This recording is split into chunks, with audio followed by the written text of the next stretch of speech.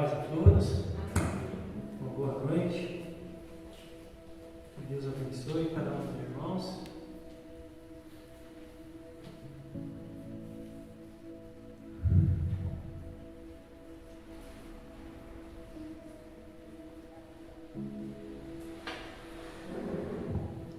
Pedir para os irmãos, quem puder, abrir a palavra no livro de Filipenses, no capítulo 3.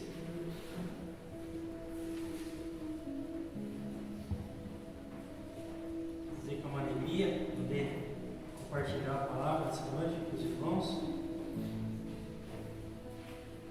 O Espírito de Deus possa nos iluminar, para a gente entender tudo aquilo que o Senhor tem para falar nessa noite. Todo mundo achou? Filipenses, capítulo 3.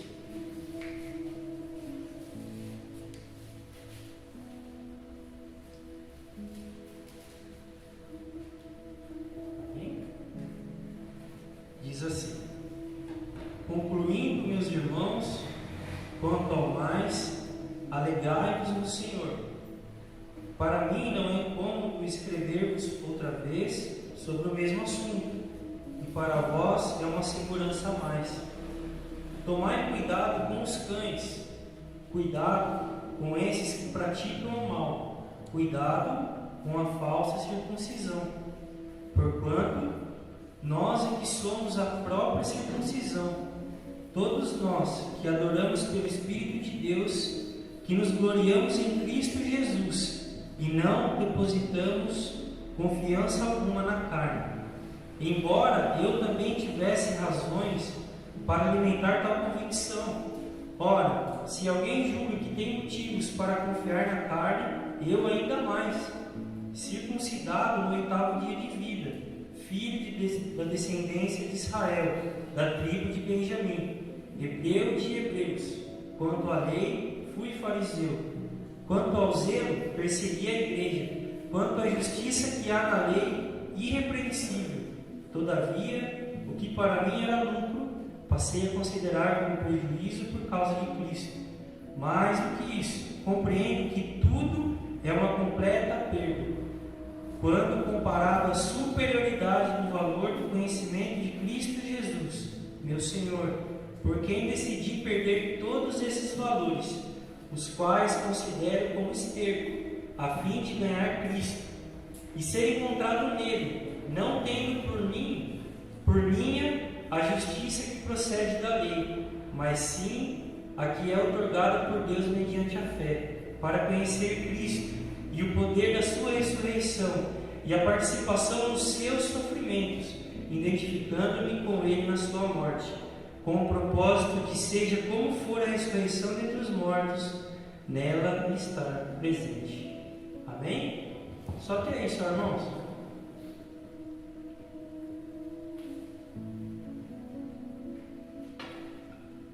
Compartilhar alguma coisa com os irmãos sobre esse texto que eu meditei ontem, que o Senhor colocou no meu coração. E Paulo, irmãos, quando ele escreve essa carta aos Filipenses, a igreja de Filipos, escrevendo aos irmãos, ele traz uma conclusão. Espera só um minutinho.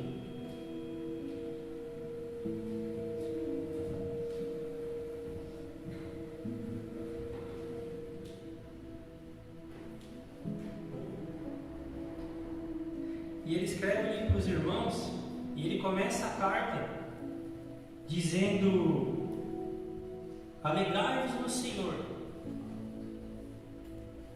Para mim não é incômodo escrever mais uma vez. Paulo sempre escrevia aos irmãos, alguns assuntos ele sempre repetia.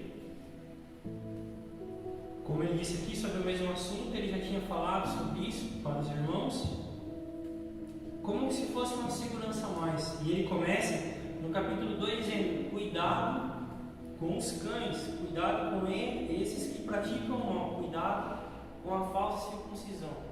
Quem eram os cães, irmãos, que Paulo diz? Eram os falsos mestres. E ele usa essa palavra cães, naquele tempo se usava muito, como homens ferozes na sua maneira de seguir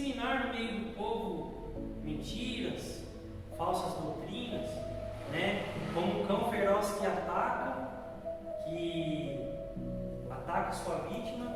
Assim eram esses mestres daquele tempo, que não tinham interesse de pregar verdadeiramente o Evangelho, de passar verdadeiramente a mensagem de Jesus, mas sim, por interesse próprio, pelas suas próprias ideias ou pelos seus próprios intentos, levavam a mensagem como cães ferozes, as suas mentiras, as suas falsas doutrinas.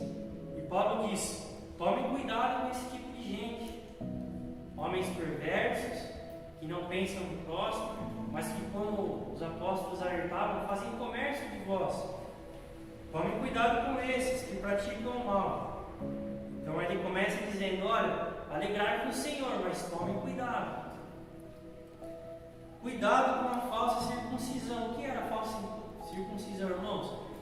Naquele tempo haviam falsos mestres, ou os judaizantes, como eles diziam, que diziam o seguinte: olha, só Jesus não é suficiente, você tem que também circuncidar.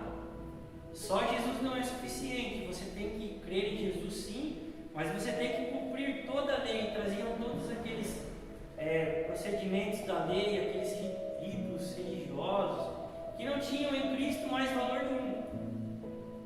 E Paulo fala: tome cuidado com essa gente, porque eles tiram Cristo e se garantem na carne. Que quando ele fala que confia na carne, é aquele que confia nas suas próprias obras, aqueles que confiam no seu intelecto, no seu conhecimento. Naquele tempo havia um grupo, os irmãos devem ter ouvido falar, os gnósticos.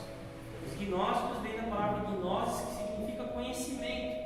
E o que os gnósticos pregavam naquele tempo? Olha, para você alcançar a salvação, você tem que crescer em conhecimento, como se o conhecimento salvasse. É claro que a Bíblia nos ensina que, por exemplo, Jesus disse: conhecereis a verdade e a verdade vos libertará. Mas essa verdade é a própria pessoa de Jesus, é Ele próprio. Não é um conhecimento ou um intelecto de alguma coisa, é o conhecimento de Jesus, das suas palavras.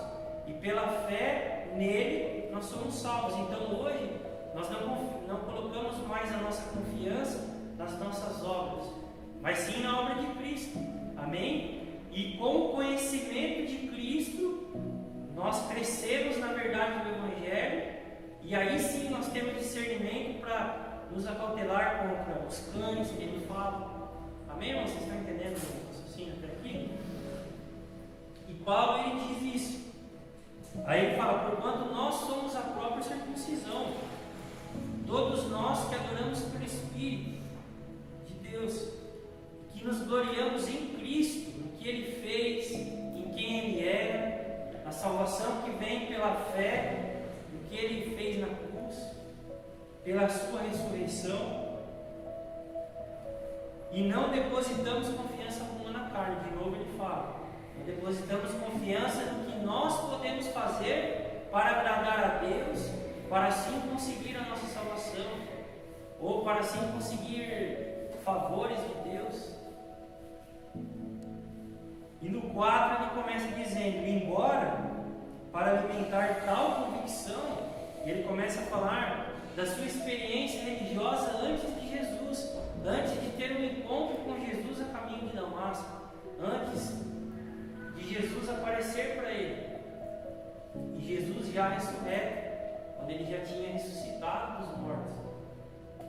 Ele fala: olha, eu posso alimentar essa convicção e confiar na carne, se assim fosse, porque eu tenho motivos ainda mais do que vocês para confiar nisso, porque eu fui circuncidado ao 8º dia, que era uma das coisas mais importantes da lei do Antigo Testamento.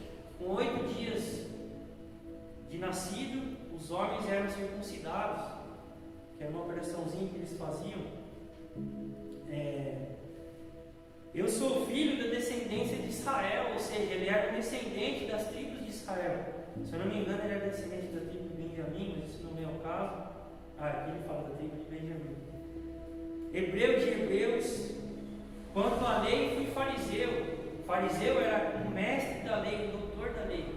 Aqueles os quais o próprio Jesus vivia discutindo, conversando, batendo de frente com os seus usos e costumes, as suas leis exteriores. Quanto ao zelo, ele era tão zeloso, irmãos, pela lei de Moisés, que ele perseguia as pessoas que eram discípulos de Jesus. A perseguição era tanta, a ponto de encarcerar as pessoas, e a ponto até, de Atos dos Apóstolos vai dizer, que quando Estevão foi morto apedrejado, teve o sim de Paulo também, com sentimento dele. E quanto à justiça que há na lei, irrepreensível, ou seja, de tudo aquilo que a lei mandava fazer, ele era praticamente irrepreensível. Então ele fala, se eu tiver que colocar confiança em alguma coisa, a não ser em Cristo, eu posso colocar mais de todos vocês. Então ele era um homem estudado na lei, ele conhecia tudo da lei, e antes de Cristo, ele colocava toda a sua confiança nisso, na carne, ou seja, no que ele fazia, né? Na sua própria justiça. Jesus, por exemplo, quando ele combatia os fariseus, ele disse para nós, olha, se a vossa justiça não excederem muito a dos fariseus, vocês não entrarão no reino dos céus. O que Jesus estava querendo dizer com isso? Porque os fariseus, eles se auto-justificavam diante de Deus. Lembra quando ele subiu ao templo para orar? Senhor, obrigado, porque eu não sou como os outros homens. É auto-justiça. Eu dou dízimo, eu oro, eu jejuo, mas eu não sou igual a ele não. Né? Jesus dizia que o outro batia no peito. Senhor, eu não sou digno, mas tem misericórdia de mim. Jesus disse, quem mandou justificado para casa? Então quando Jesus disse isso, se a vossa justiça não excederem muito, ou seja, irmãos, se nós não colocarmos a confiança da nossa vida em Jesus, nós não conseguiremos entrar no reino de Deus. A gente fica ali preso nesse reino humano, que eu tenho que fazer, que eu tenho que, ao todo tempo parece que eu tenho que, de alguma forma, fazer alguma coisa para agradar a Deus, para Deus não me castigar, para não vir o castigo de Deus. Amém? Mas a partir do 7, ele desconstrói tudo isso depois de Cristo. E é nisso que eu queria implicar com vocês. A partir do 7 ele fala, todavia, ou seja, de tudo isso que ele falou, todavia, o que para mim era lucro, eu passei a considerar como um prejuízo por causa de Cristo. Então toda a confiança que ele tinha, de todo o conhecimento da lei, de toda a perseguição que ele tinha feito contra os discípulos de Jesus, que não confiavam mais em si mesmos, mas colocavam toda a sua confiança em Jesus, ele perseguia, ele dava o seu sim ali na hora de executar alguém, de prender. Tudo isso agora eu considero como prejuízo. Mais do que isso, ele vai mais além ainda do que só prejuízo. Quando comparado à superioridade do valor de Jesus, do que ele fez, do que ele é, do que ele nos ensinou,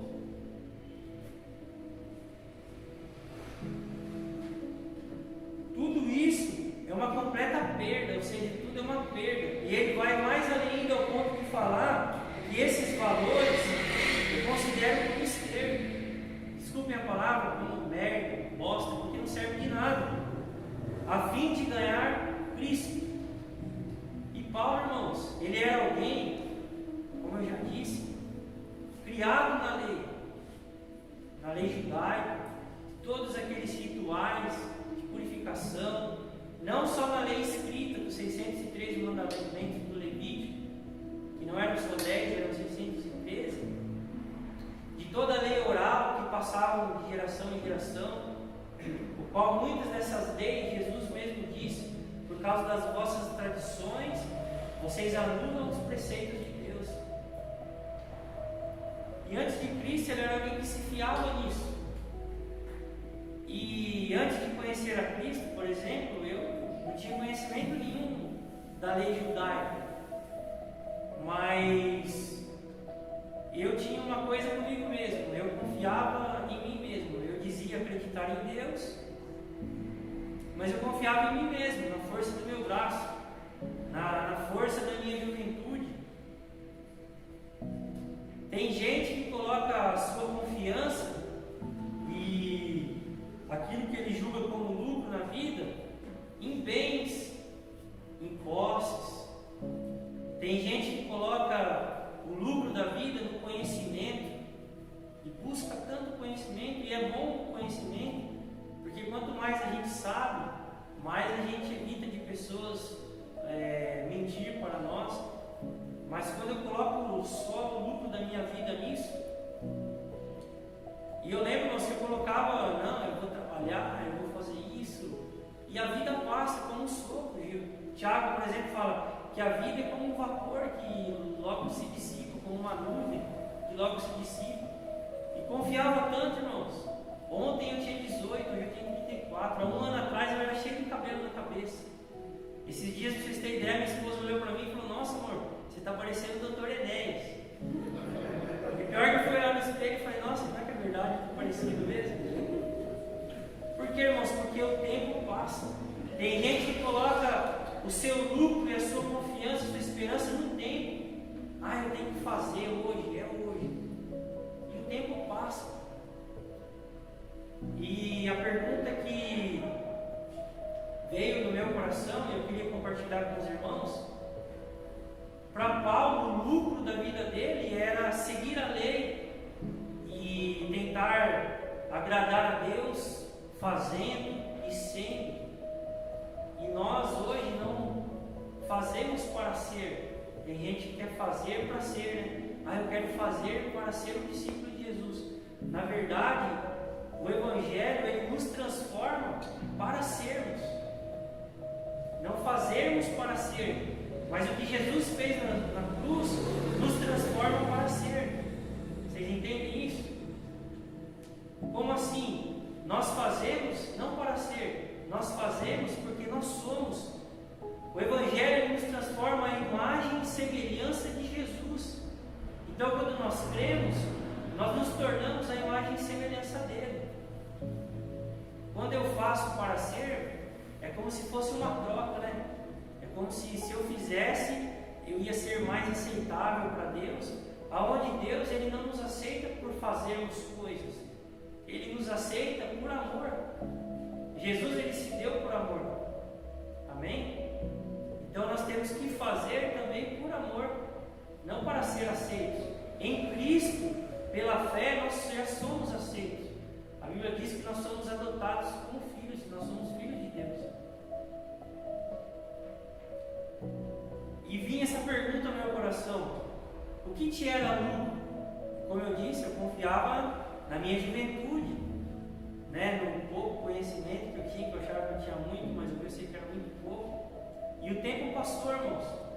E um dia eu tive um encontro com Jesus e para mim aquilo tudo era uma perda.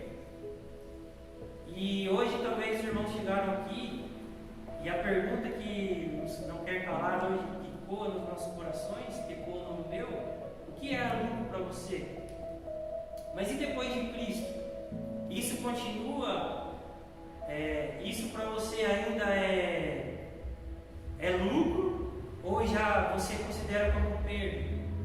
E perda aqui, irmãos, não é que não valeu de nada, é que aquilo para nós é uma experiência, que aquele tempo, como se aqueles erros nós não vamos cometer de novo, porque Cristo, depois de Cristo, Ele nos é suficiente.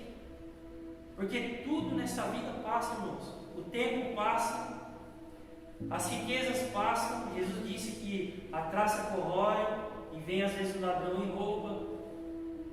Quem aqui já teve bens roubados sabe o quanto é ruim, mas acontece. O tempo passa, os bens passam. Eu vejo famílias se destruindo por causa de herança, mas tudo isso passa. Às vezes o pai luta tanto, trabalha para juntar.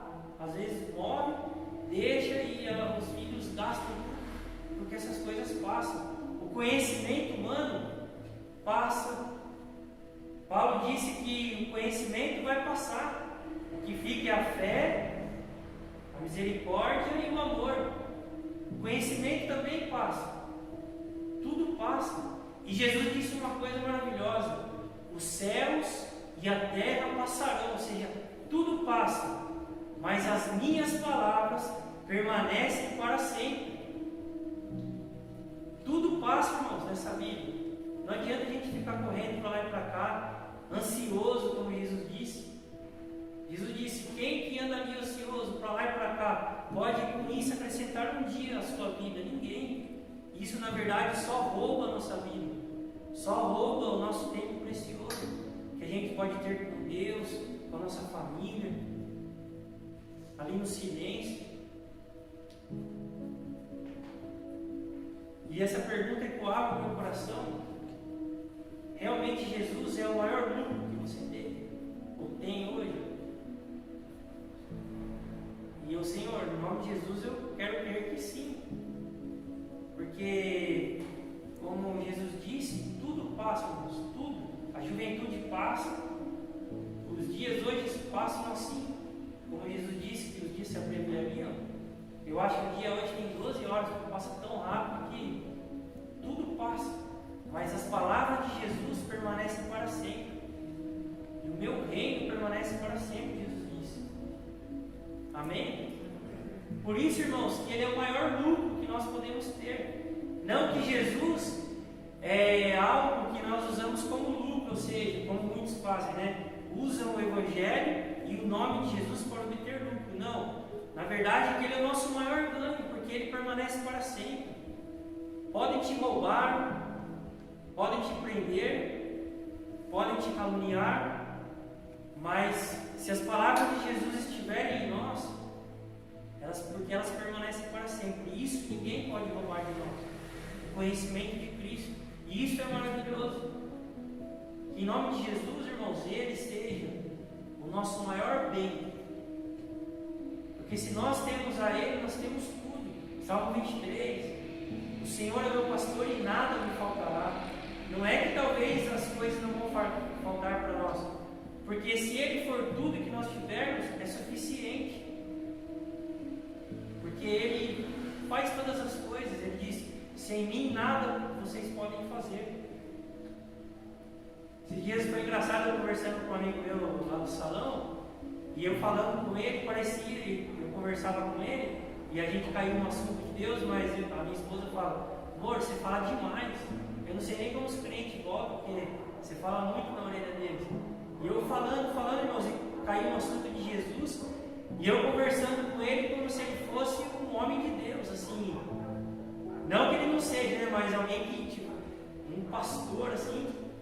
Aí eu falando de Jesus, e é verdade, né, irmão? A gente só levanta porque Jesus nos permite e tal, falando dos dons de Deus, tudo. E quando eu falei de Deus, eu achando que ele falou: nossa, é verdade, irmãos. Ele falou assim: ô Tiagão, eu faço parte do grupo de ateus de Atibaia. O cara era líder da cela de ateus de Atibaia. E eu falei: sério, irmão? Eu chamo todo mundo de irmão. Eu falei: sério, irmão, mas que Deus abençoe sua vida. E ele.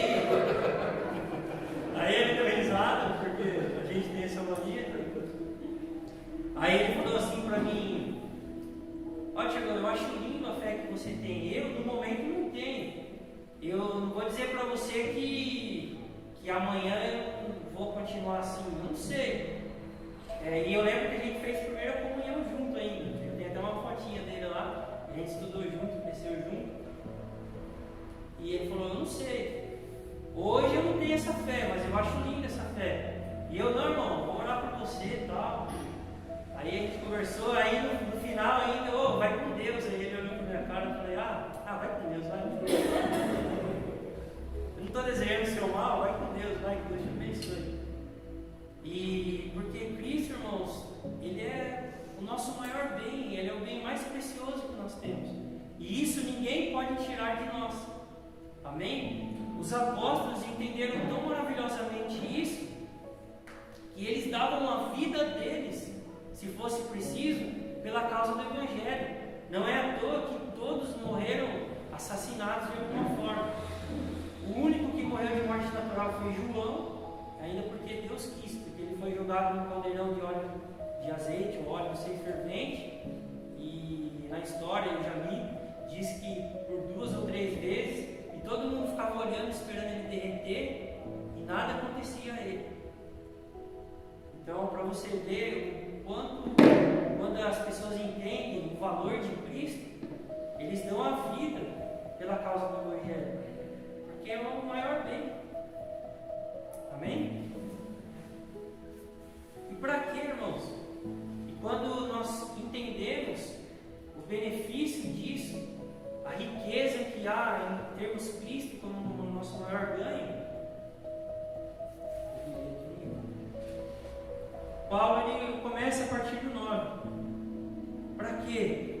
Para ser encontrado nele, não tendo por nós, ele fala por minha, a justiça que procede da lei, mas sim a que é outorgada por Deus mediante a fé.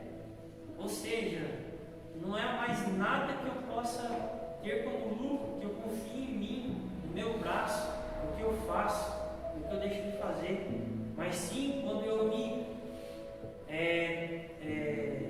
esbaldo na graça de Deus, quando eu me derramo na graça de Deus e quando eu coloco toda a confiança da minha salvação em Jesus e abraço com graça e amor pela fé no que Jesus fez, e eu me esbaldo no amor e eu vivo o amor. É isso que Deus quer de nós. Amém? Teve um dia na célula, eu ouvi uma palavra, irmãos, que o Senhor colocou no meu coração. Tem um jargão no meio evangélico que fala: Deus tem um propósito na sua vida. Tem mesmo, muitos usam como jargão. E o propósito de Deus para nós é que a gente venha dar muitos frutos, frutos de alegria. Então a nossa confiança está em Jesus, para conhecer Cristo e o poder da sua ressurreição. Ou seja, pela fé nós conhecemos o poder da sua ressurreição. O que é isso? É um novo nascimento, é uma nova natureza. É o caráter de Cristo sendo gerado em cada um de nós pelo Espírito Santo de Deus. Como o pastor Ricardo fala, quando a gente engravida do Espírito Santo, assim como Maria, ela gerou Jesus no seu ventre. Quando a gente engravida do Espírito Santo e o caráter de Cristo começa a ser gerado em nós, para que a gente fique a sua imagem e semelhança no andar, no tratar, no relacionamento com Deus, no relacionamento com os irmãos, com o semelhante. E há uma coisa que ninguém gosta de falar: participação nos seus sofrimentos, identificando-me com Ele na sua morte. Seguirmos a Cristo, irmãos, não quer dizer que vamos ser privados de sofrimentos. Sofrimentos temos e vamos ter até o fim da vida, é inevitável. Mas assim como Ele sofreu e passou com toda a fé e confiança em Deus, que nós também possamos passar pelos sofrimentos da vida, pelo dia mal, com fé e esperança em Deus. Amém? Com o propósito de, seja como for a ressurreição, nós estarmos lá, para uma nova vida, para a vida eterna. Aí sim, uma vida que não tem dor, que não tem sofrimento, que toda lágrima do nosso rosto será enxugada, que não haverá mais maldade em nós, no mundo, onde tudo será perfeito, onde a Bíblia diz que lá nem sol haverá, porque Ele próprio será a nossa luz. A glória de Deus será a nossa luz, será aquilo que vai nos iluminar para todos sempre. Amém, meus irmãos? E para finalizar, eu queria compartilhar com os irmãos, não precisa abrir, uma parábola bem rapidinha que Jesus disse sobre isso, em Mateus 13:44. Vocês sabem, irmãos, que eu sempre que lia essa parábolazinha que Jesus trouxe, eu ficava meio assim, né? Como dizia o Kiko, né? O que será que ele quis dizer, né? E eu entendi dessa vez. Depois de 10 anos de convertido, eu entendi.